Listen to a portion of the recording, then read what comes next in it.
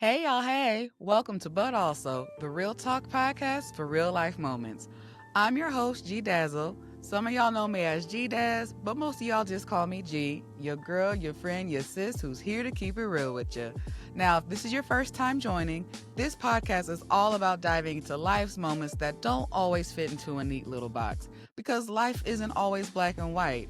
Here, we talk about the gray, so both sides of the coin where two truths can exist, those yes and moments of life. Like, you know what? It's the growth for me, but also, I thought I'd be further along than this. So here we keep it light, we keep it real, and we keep it all the way honest. So you'll get some laughs, a couple of keys, and maybe even a moment or two where you'll be like, dang, G, you just gonna read my life like that? Yes. Yes, I am. Because we are all living the same life, boo, and that's okay. So whether you're out here trying to figure it all out or just trying to make it through today, I got you. So let's talk about the highs, the lows, and all of the messy moments in between. All right, y'all. Let's get into it. Okay, y'all. So, once again, coming off the dome freestyle, unscripted, just random thoughts that I'm having. And so, the thought that hit me is recently this weekend, I went to the Tacos and Tequila Festival, right? And it had a bomb ass lineup. Like it was clutch. It gave me all of my good throwback vibes. And so, on the list, it had Petey Pablo, Bubba Sparks, Ying Yang Twins, Lil Jon, Bow Wow. Lil Jon was the headliner. And when I tell you this was an all day long, all day strong festival, it was. And so I went solo dolo, and of course, I met up with some friends that were there when I got there, so that was cool. But while I was at the concert, your girl definitely took her Megan Thee Stallion knees off the shelf, dusted them off, and clipped them on for the evening because, baby, I got my entire life at that concert. You hear me? It was giving me all of the good Millennium Tour vibes without actually going to the actual Millennium Tour. And as I was in the crowd, your girl got a really good seat right near the stage, so the views were chef's kiss. But as I looked around, I couldn't help but notice something, that the crowd was filled, filled with millennials. And when I started to observe a little bit more deeply, that's when I realized, I'm like, oh, the millennials are outside to have a good time. Auntie and Unc came out to dust off these knees. We about to get these joints nice and warm. We about to drop it low real quick. We about to twerk something for the camera capone.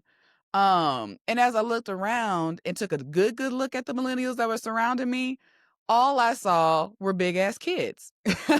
And you're probably like, gee, what you mean by that? I'm glad you asked. Let me tell you. So people showed up in their latest millennium fashions, especially your good throwbacks. Like some people dressed to impress. I saw a couple of bit of fishnets, some skirts, a little bit of cleavage here and there. But then also I saw some throwback gear, people busting out like the Von Dutch hats or, their best business casual. But then the thing that really got me was the amount of gray hair that I saw.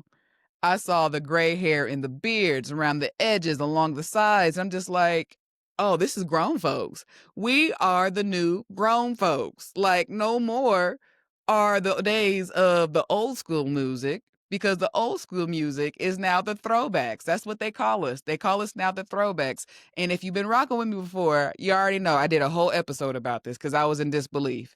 I'll have to recall the episode number in the show notes, but if you know, then you know. But when I looked around and saw that we were the grown folks, and usually when you have that type of concert, I'm thinking in my mind, we're going to handle ourselves with dignity and this type of adult flair. Nah, baby, nah. Every artist transported us to our high school days, to our college days. And it was such a feel good moment. And we were all living it together. The thing that I really loved about the experience is that the crowd was so diverse. And as I looked around, I was like, oh, you mean to tell me we was all shaking ass and twerking with our good knees at the same time? And let me tell you, with Lil Jon as the headliner, that man deserves his title as the king of crunk because, baby, you could not listen to Lil Jon and not want to fight. Like, if you wasn't coming through the club throwing bows, moving them out the way, almost mosh pit style, like Lil Jon, Mr. Jonathan, as I like to call him. But Lil Jon absolutely brought that energy up out of you. And Bow Wow did not disappoint at all. But to know that we all live the same experiences and we all experience the same joy, it was amazing. And after the concert, I reflected on that experience. I had such a good time. But then it just reminded me of where we are as millennials in our life right now. Because yes, we're adults. Yes, we're grown. Yes, we are in our 40s. Actually, y'all are in y'all 40s. I'm going to say it like that for right now. September, this is the birthday month for your girl. So she's turning 30 fine. She's not 40 just yet. But for the rest of you millennials, y'all are turning 40. So as we knocking on 40's door in our 40s, it's just like, we're doing grown things. However, we are still the most unserious generation out there because we've gone through so much, and it makes sense. It makes sense because with us being the generation that had the luxury of being in the in-between, right? The in-between between analog and digital. Like, we can reminisce and think about our childhood where we be playing outside for hours. No telephone. There was no checking in. Like, literally, when the day started, what was you doing? I'm going outside playing on the bikes, or we're going on the block playing with the friends that are 2 houses down. And literally, you was neither in the house or you was out the house, but you couldn't be both because your parents were saying, don't be coming in and out this screen door like that, letting out my good AC. So, baby, when I say the freedom that we had adventures. You hear me? Adventures outside, gone for hours until them streetlights came on. That was our telltale sign. But the freedom that we had, it was such a simpler time. And then even then, still thinking about the digital age of things, how we transitioned. I still tell my cousins, nieces, and nephews about the time that I can remember, the time and place where I was when I first seen my first ever text message.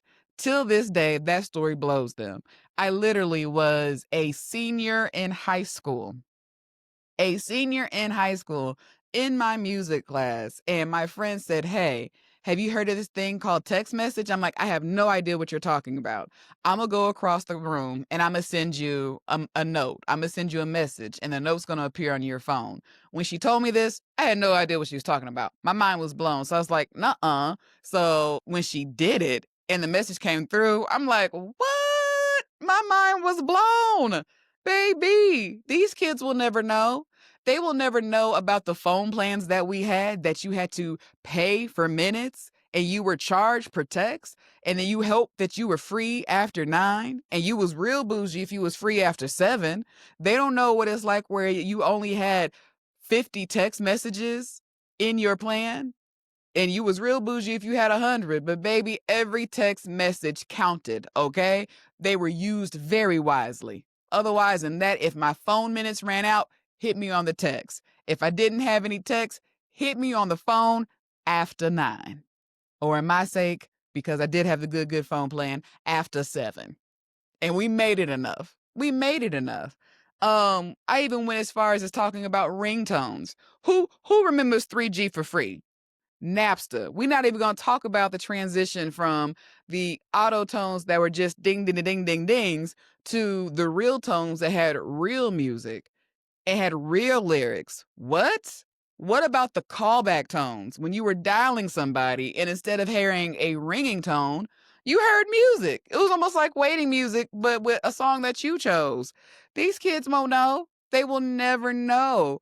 But the thing about it, that to bring everything full circle, the thing about it, that why it was such a good time to be alive, because it was such a simpler times.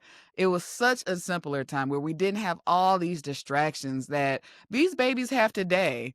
Especially dealing with cell phones and the internet and social media.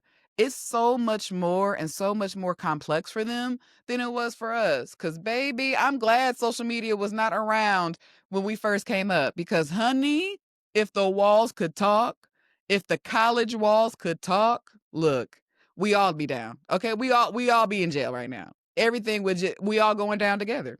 Point blank, period. We are all going down together. And even then, with social media, the first Facebook, I remember for that, that was my sophomore year in college when Facebook came out. And that's when you needed a school email address that ended in a .edu to be a part of it. My homegirl hit me up, was just like, hey, my school's on the list. You should sign up and add your school to the list. And I'm like, girl, I don't even know what you're talking about right now. What is this Facebook thing and why? Why do I even want to do it? And the thing about it is, we don't even realize during the early Facebook era, even early MySpace era, we were basically programmers back then. We didn't even know that we were low-key front-end programmers because look, the wallpapers that I had on my MySpace, and look, I'm going to date it even more, and I know I'm not the only one who had a Black Planet page. Like, only the real know about a Black Planet page because look, the wallpaper that I had, the music that we had, text scrolling up and down, doing visual effects. Honey, we were searching up and down for those codes and putting it in and being whole programmers out here and didn't even realize it. Okay? We were the pioneers of that. Today's generation will never know that. We pioneered so much for them.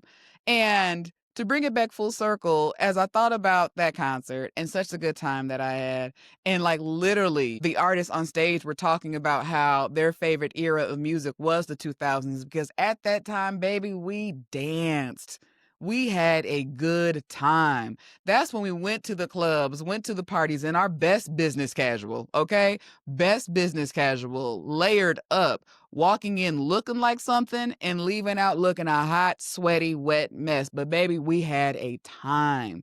Today's kids will never know. All they have now are these 8-count routines. They have routines. They got steps. They got instruction. But just a freestyle dance till your heart is content, till you sweating, just dripping, they'll never know. They'll never know. But it was such a simpler time and it was carefree. And that's before all the things happened during our generation. Like I said, with millennials, we have endured so much already that we're basically numb to it. We're numb to it. Between, I don't know how many recessions, how many public or school groups shootings, bombings, kidnappings, aliens, then on top of that, a whole pandemic. And we're not even going to talk about the politics of things or where the world was then to now. Well, right now, where it's just like, man, it cost me $18 to fill up to get a quarter a tank, if that, or it cost me $20 just to get a thing of bread and eggs, and that's 2 items. And I'm already tapped out. So by this time, nothing else can faze us. We're numb to it. And all we have left in us is to laugh and enjoy life. And that's why we joke so much, because we remember our inner child that we had, where it was carefree. We didn't have all the distractions of the world against us. We didn't have the internet or digital media or social media where we're dealing with doom scrolling and just, you know, what media is showing us. And even then, what the beauty standards look like, we're seeing that all the time. And baby, that music just takes us back to, it's just like, you know what? Let us just be for a second before we had all of this rigmarole, all of this adulting. Because I know I can't be the only one. And I've mentioned this before. This subscription of adulting, I'm done with this free trial. I am. I'm done with this free trial.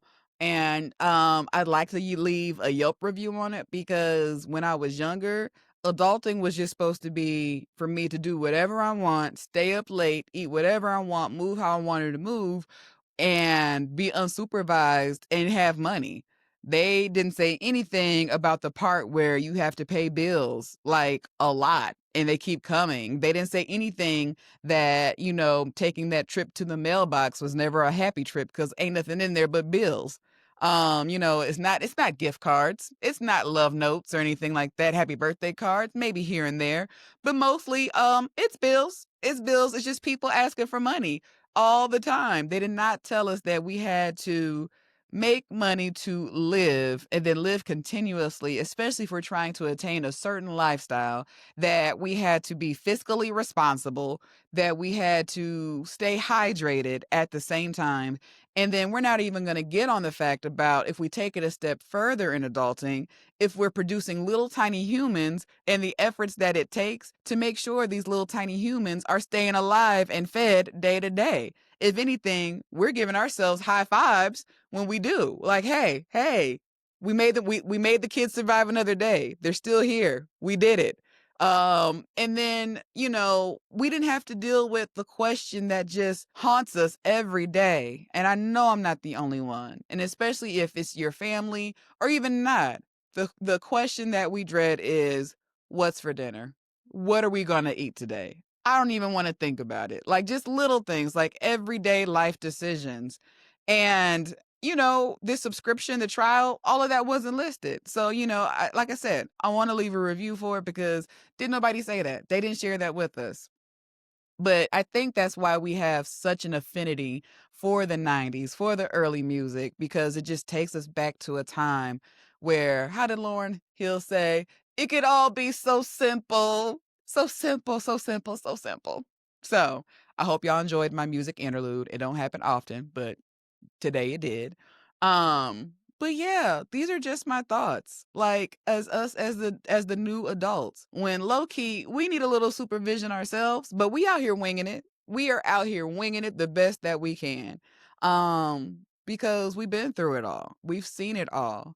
And at this point, I don't think anything else can phase us. And if it does, it may be in a state of shock for a little bit, but add it to the list. Add it to the list. Plain and simple. But as today's adult, we have to have those moments where it takes us back so we can keep on moving, but also appreciate where we've been and also appreciate where we're going. Because at the end of the day going in. I love saying that. Thank you to Gloria Hallelujah, also known as Glorilla in these streets. But it just allows us to appreciate where we've been to where we're going, and for the little people that we create, the shoulders that we allow them to stand on afterwards, where it's like, hey, we've had these experiences and I don't want those experiences for you. Even as it relates to gentle parenting, where, we want to make sure that the reason our children are not in therapy is because of us. Like, let's try to undo the trauma that was done to us, and we're not passing that down. So, you know what, millennials? High five. High five to us because you are doing it. You're doing it. And you're doing it well. Doing it and doing it and doing it well. So kudos to us for hanging in there, for not letting our traumas keep us down, but also for not letting our traumas stop us from enjoying the simple pleasures of life, like having a good throwback music time, dusting off these knees, because best believe, I guarantee about 90% of us the next day was hurting. We were hurting and put these good Megan knees on ice because they needed to recoup from all of the crunkness that happened the night before. So with that, I say, hey, millennials, good job. Good job. So those are just some of my random thoughts that I had from over the weekend. And, as unserious as we are, keep being unserious. Keep laughing during those moments of darkness. Keep finding the joy of wherever you find that joy and that makes you feel good. So either way it goes, I give us a round of applause because we're doing it the best that we can and we are knocking it out the box. So with that, y'all, that's a wrap for today's episode of But Also, the Real Talk podcast for real life moments.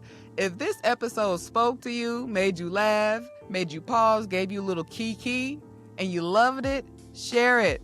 Friends, cousin, family, share it. Tag me on Instagram at But Also Podcast. Share the reels that I put out. Let them know. You can find us on anywhere that you listen to your podcast listening pleasures. And if you love it, share it. If you haven't already, leave us a review. Let me know how I'm doing.